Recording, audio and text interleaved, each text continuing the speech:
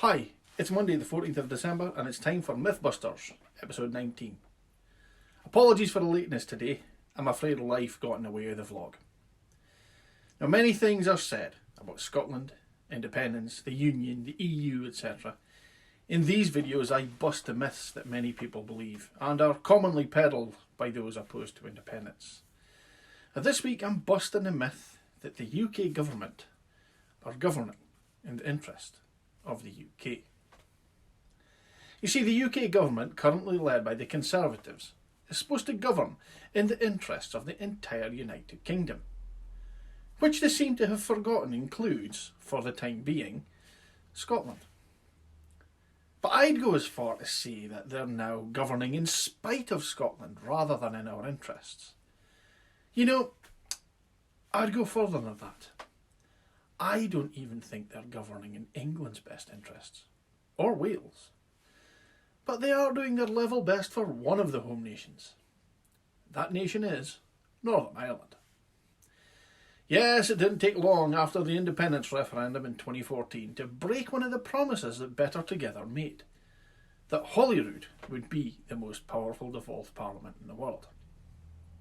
In the famously ill-timed and just as famously ill-judged UK general election in 2017, that position was taken by Stormont in Northern Ireland. Despite not even sitting at the time, as it was suspended due to infighting, the DUP and Stormont had the Theresa May government by the short and curlies. Now you could be forgiven for thinking that they'd been kicked to the curb in December 2019 when Boris won. Well, think again. They may not have squeezed £1 billion out of Boris, but they have secured a much bigger prize. As we all know, Michael Gove announced last week that Northern Ireland will still be able to access the single market, as well as the UK internal market once we exit the EU transition period. Now, as we all know, this was suggested by another nation in the UK. Now, who was that again? Oh yeah, it was us, Scotland. Pretty much as soon as the Brexit referendum was done, we suggested this as a compromise between the apparent UK position and the actual democratic will of Scotland, which, as we all know, was ignored. So you can imagine our total lack of surprise when the Tories announced this last week. But watch the reactions when we challenged it. Murray Black. Thank you, Mr. Speaker. The Secretary of State has regularly explained that as we leave the EU, the Internal Market Bill will serve to strengthen the UK's economy and the Union as a whole. So does he feel that the announcement yesterday from the Chancellor of the Duchy of Lancaster that Northern Ireland will have the best of both worlds, meaning Northern Ireland will still have access to both EU and UK markets after Brexit, does he feel that this has undermined his claims about the Internal Market Bill? Secretary General. No, not remotely. What we've delivered on is unfettered access. We promised unfettered access at the time of the withdrawal agreement and we've delivered it. Returning to Murray Black. Murray Black. As the Secretary of State knows, Scotland voted to remain in the EU, and the Scottish Government subsequently published a framework for how Scotland could still have access to the single market post-Brexit, and this was outright rejected by the UK Government. So given that Northern Ireland has been promised the very same thing, will he now make the case for Scotland to get the same concessions? And like his predecessor, will he consider his position if no such request is granted? Well, through the fortunate position of Scotland being part of the United Kingdom, it doesn't have a land border that it needs to worry about. But with Northern Ireland, the situation is different. It's special circumstances, and we've resolved the problem as we promised we would. Thank you, Mr. Speaker. Yesterday, by this government's own admission, it was confirmed that Northern Ireland is getting the best of both worlds, access to the EU's single market and customs union. This is great news for businesses in Northern Ireland, but it leaves Scotland, who also voted to remain, dealing with the hardest of Brexits. What is good for Northern Ireland, Mr. Speaker, is surely good enough for Scotland. Why is Scotland being shafted by this double dealing? Can the Prime Minister explain to Scottish businesses why this is fair? Prime Minister. Mr. Speaker, in common with the whole of the rest of the United Kingdom, Scotland will benefit from the substantial access of devolved powers for Scotland, and will benefit from the regaining of money, borders and laws. And as I never tire of telling my friend, the gentleman opposite, in spite of all his jeering, Mr. Speaker, Scotland will take back control of colossal quantities of fish, which I think is something that the people of Scotland deserve to be able to exploit for the advantage of those communities. Ian Blackford, second question. Mr. Speaker, the Prime Minister can spin all he likes, but everyone can now see the total contempt this UK government holds for Scottish interests. Northern Ireland gets the single market and customs union. We get nothing. Members of his Scottish branch office told him how unfair and damaging it would be to deny Scotland's access to the EU single market and customs union, whilst at the same time delivering it for Northern Ireland.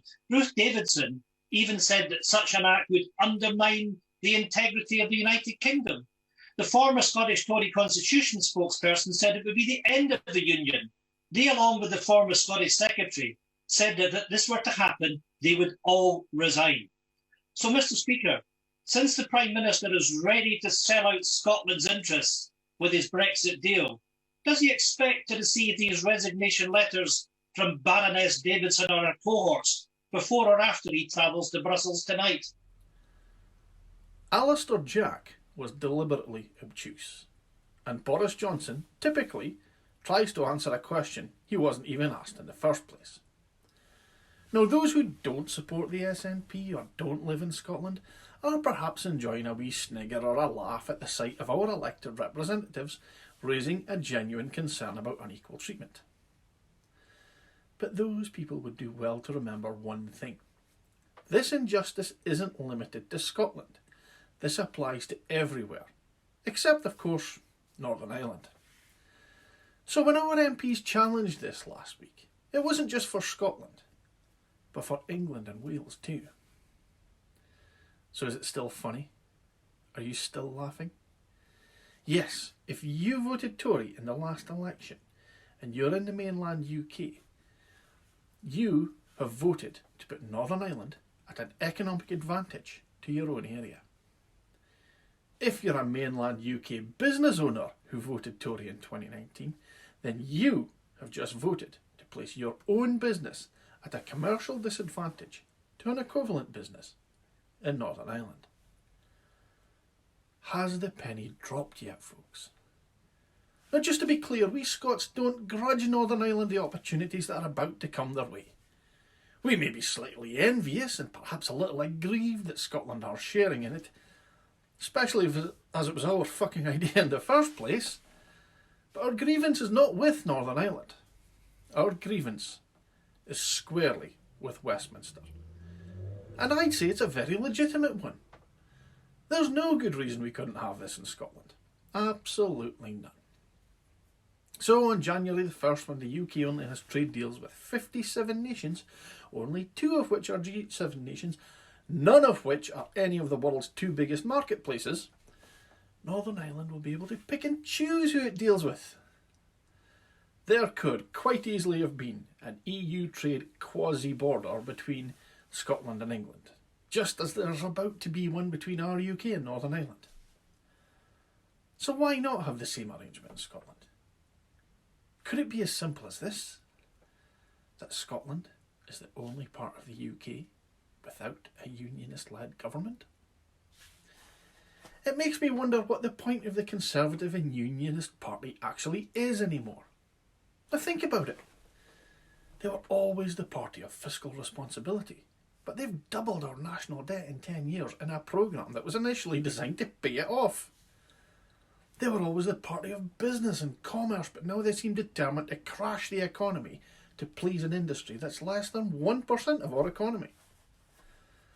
They were the party of finance. They bailed out the bankers following the financial crash. But now they seem hell-bent on driving financial businesses out of the country. JP Morgan left with £260 billion last month. And that's strangely 2 weeks after hiring the ex-Chancellor of the Exchequer in a side job. They were the party of the Union, but are now doing more to destroy it than the SNP, Plaid Cymru and Sinn Féin combined. Given that they've lost their own reason for existence, what are they for now? I think I already know what it is. I suspect that they already know the union is doomed. Their sole mission now is making sure that the Chamocracy profits from the collapse as much as possible. Folks, thanks for watching. Please feel free to share this video with anyone you like, especially undecided voters. DaviePHD.